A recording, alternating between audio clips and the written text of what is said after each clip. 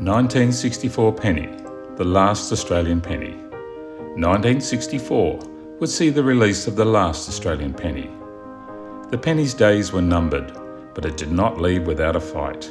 Discussion had raged for many years regarding the opportunities and merits of moving Australian currency away from the imperial system with its pennies and pounds and adopting a decimal system. Many, including the staunchly monarchist Australian Prime Minister Robert Menzies, had been slow to warm to this idea. Many of Australia's trading partners, however, and a majority of the world's countries, had a decimal currency system. The penny had a value of 1/12 of a shilling, and there was 20 shillings in a pound, meaning a pound was worth 240 pennies.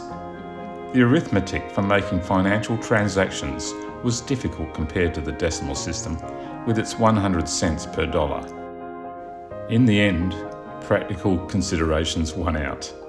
Decimalisation would save the country millions by increasing productivity with international currency conversions as well as domestic accounting. Over a 2-year transition period, following the introduction of decimal currency on the 14th of February 1966, the penny would slowly disappear from the wallets and purses of Australians. 1964 penny came in 2 primary varieties. The variety shown here was produced by the Perth Mint and can be identified by its mint mark, a dot after the last letter of the word penny.